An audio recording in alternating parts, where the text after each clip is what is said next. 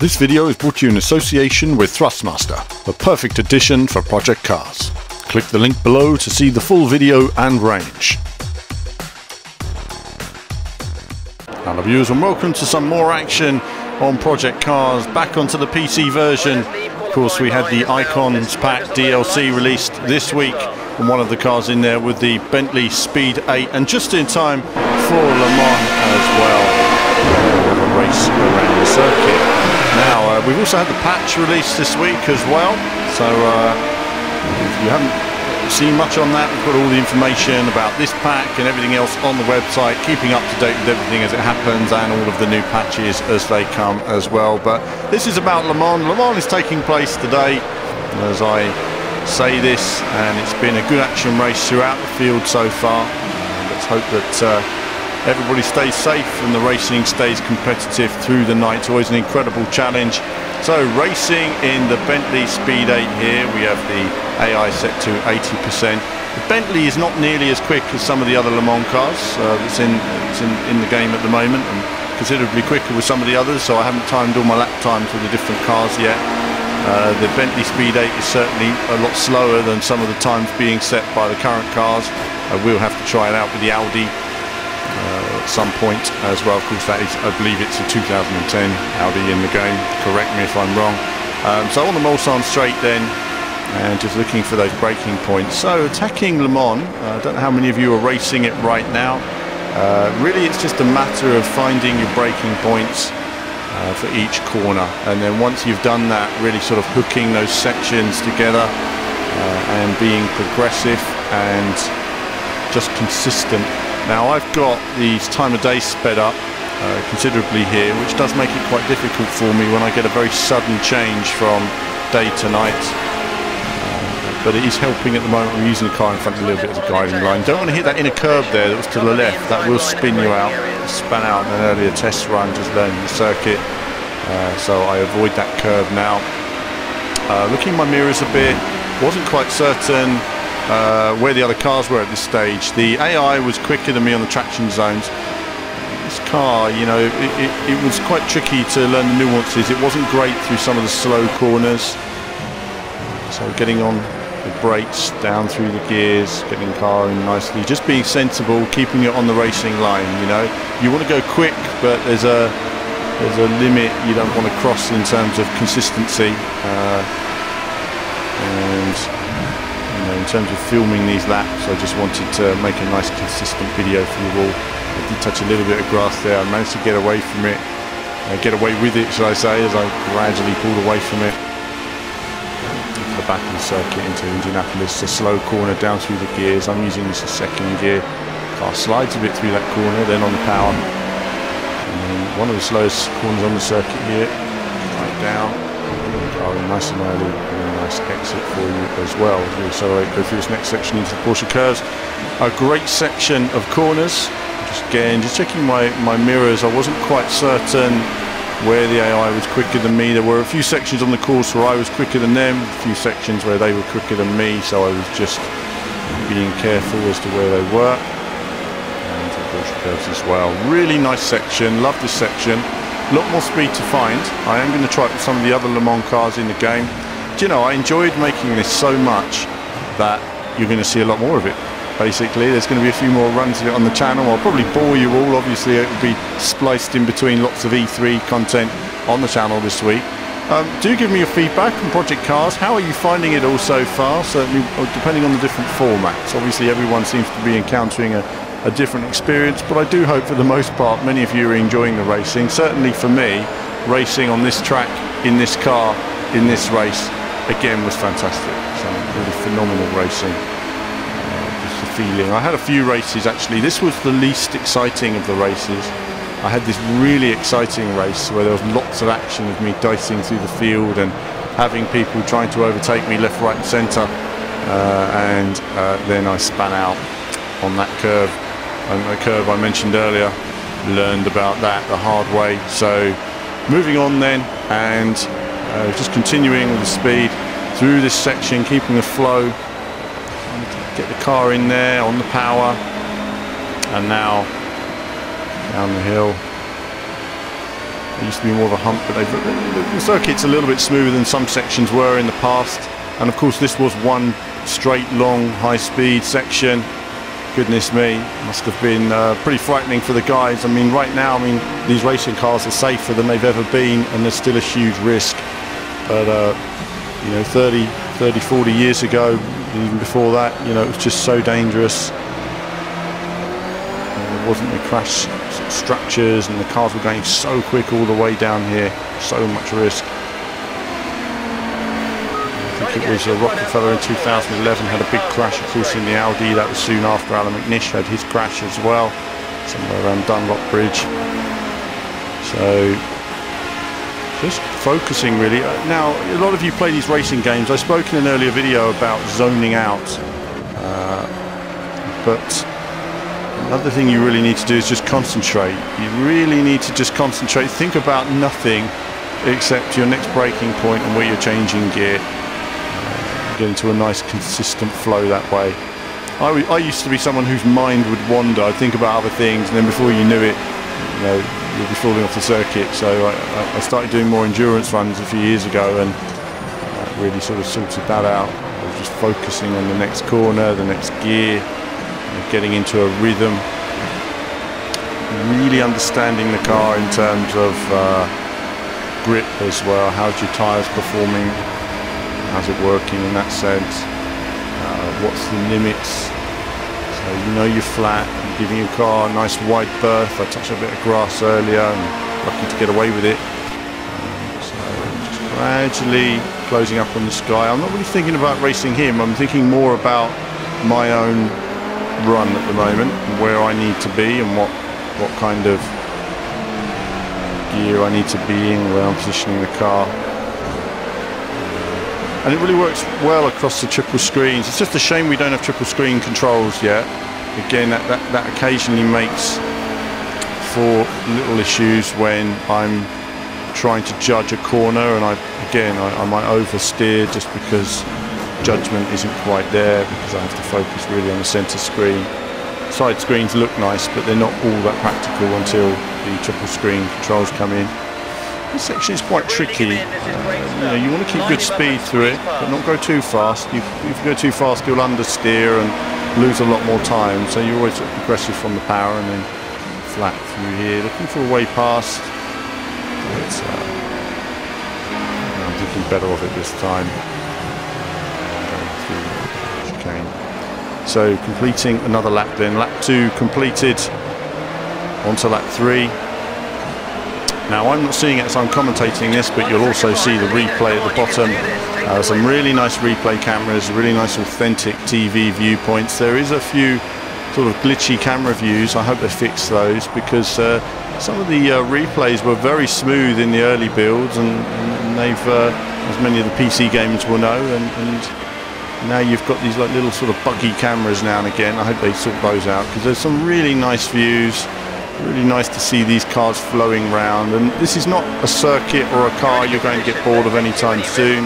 AI was a little bit slower through there, and that worked out for me nicely. So now I take the lead.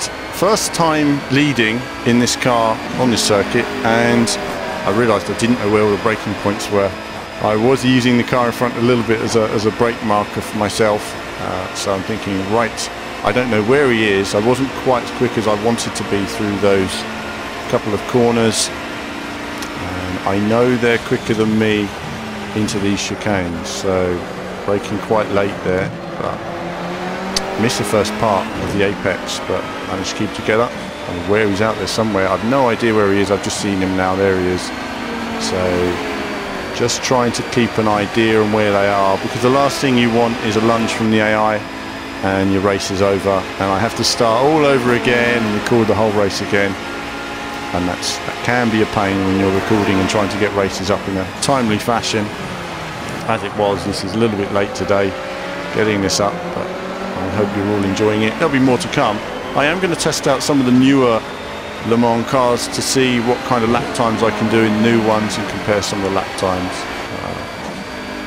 In this particular race, I think this is the only lap I do that's clean before the time of day changes very quickly. And it sort of throws me off slightly. and now on the power, just keeping an eye out there. I went a little bit wide there on that section. Again, just trying to find the flow. I hadn't been doing time trials. See, I would recommend that you don't do what I'm doing and just jump into a race. I would recommend that if you're watching this, do some time trials, because if you do time trials, do lots and lots of laps, and you'll get quicker and quicker and quicker. And once you get into the sort of 3:30s in this car, you're doing well. I'd like to see how fast I could go in some of the newer Le Mans cars. They're definitely quicker, much quicker. But I do like the sort of cockpit view. Classic Le Mans look about it. Saw this car at a show actually years ago as well. And they always, when they display the Le Mans cars afterwards, they always leave them all dirty as they were when they crossed the line. You know, battle scars.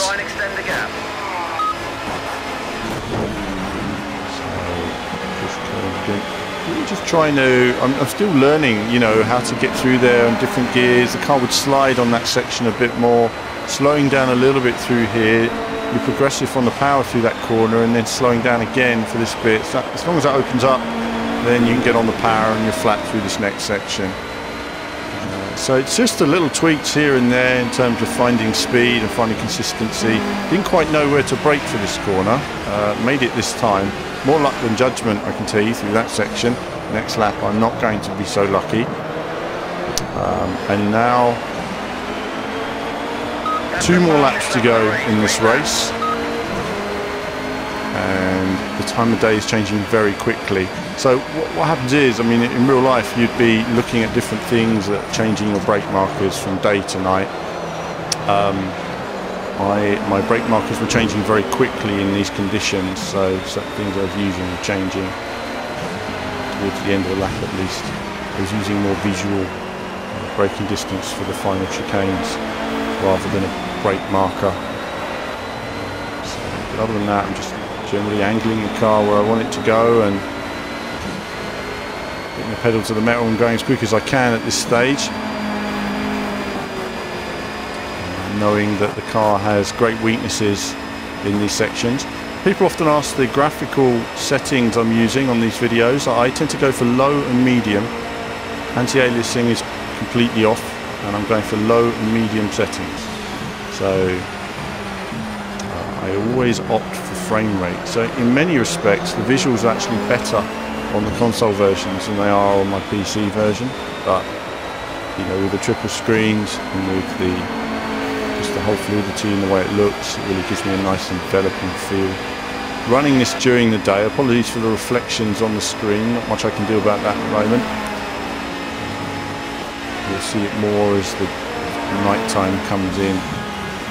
Sometimes I try to run these videos late at night, but as we get into the middle of the summer, it doesn't get dark till near 10 PM. Often by then I'm not doing so much of the driving in the evenings. And so just trying to keep a nice focus, putting my lights on now and finding that it is getting a bit dark, and the lights did no good for me at all. I actually didn't notice any different from putting the headlights on. I'm sure there is a big difference in the evenings. It was more for the shades, going into the shade with the sunlight coming very quickly across the track. It was tricky to keep an eye on where I was going. But the hue, the view, I would love to see this running on maximum graphics, especially on triple screens. And of course we've had the VR announcements this week. E3 coming up in the next few days. We're hopefully having lots of E3 coverage, and we're going to be looking very closely at VR. I'll be looking forward to testing VR headsets on Project Cars, no doubt, at some point. I'm probably going to need a new graphics card for that one. Maximise the visual fidelity as well as the resolution, which will be higher than the development VR headset, but still not quite ideally where we like it. I can't see where I'm going now. I'm really struggling to actually see. I'm just driving into darkness now. and that's because the time of day has moved across really quickly. So last time I came round, it was nothing like this, and I've lost a few of my visual markers. There were a couple of tarmac details that I was bits by the edge of the road I was focusing on, which I couldn't quite see in the dark light now. And again here, I hit the brakes and realised, goodness, I've missed my marker. So there's that corner up. Just about managed to keep it together. And I know now next time I come round, I've got to look for something different to get that together. So I completely missed my brake marker, but that wouldn't happen ordinarily, because ordinarily it wouldn't go from day to night in one lap. But certainly you can see how dark it is for me. A part of that is also down to the fact that the cockpit views are often tinted in project cars, so you do often have a much darker camera in terms of the tint. I'm not using the helmet cam, just a standard cockpit cam. Whoa, as I get a wheel just on the curb, it nearly spins me out. Go around these final few corners here onto this final lap. Of course, the Mulsanne straight again. The headlights becoming a little bit more effective as it gets a bit darker. I'm a bit more comfortable now. You know, I'm getting used to the different conditions as they change into the darkness, and you know, more focused on my braking points. Just a quick eye on the other cars. I was aware that I'd made those mistakes and that possibly be close, but that's fine. How are you all getting on with the night racing? It'd be great to hear from some of you how you're getting on with the night racing. It is a different challenge. I've seen the cars all over me now. It's in my mirror there. So I saw him coming right up. I didn't know if he was going to come up alongside, but I'm now aware that as I go into this next few braking zones, because this is the section where I struggle. The car just isn't quick in there. It sort of understeers through the section. I just try and keep the car on the racing line. It moves around a lot as you get on the power. So, but you know, it's funny, when I was in the more modern Le Mans car, I was overtaking the AI no problem on this setting. So, you know, it's really depending on the type of car that you're driving. And you can't see as well, but you're just focusing on the gear changes, and you know when I hit that point, I go down through the gears. That's it. You turn in, hope for the best for a little bit. And so on the straight again under the banners as we go down back towards Indianapolis for the final time on this quick run. I will do more extended runs, time permitting, in the next few days. It's going to be a bit crazy these next few days. Quite a bit of content coming up on the channel, catching up on the Race from Experience 2014 WTCC cars. So we've got a race coming in that. We're going to have a bit more on this Le Mans with a couple of the other Le Mans cars, just as I improve my lap times and understand how to get more of it and see the speed differential in terms of the newer cars.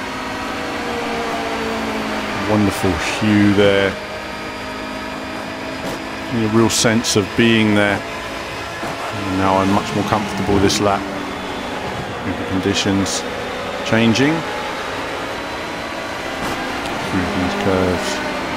Not as quick as I would like to have been. I am taking it quite slow and steady on this lap rather than flat out, simply because I want to finish recording the video, and generally I have a slightly different approach to some of this racing on the videos to just standard racing, when I would take a few more risks just to get speed. But either way, not an ideal braking again, but better than it was before. Around the last couple of corners, and that's it for this video. Hope you enjoyed a bit of Le Mans action in the Bentley Speed 8, and there'll be more from me very soon.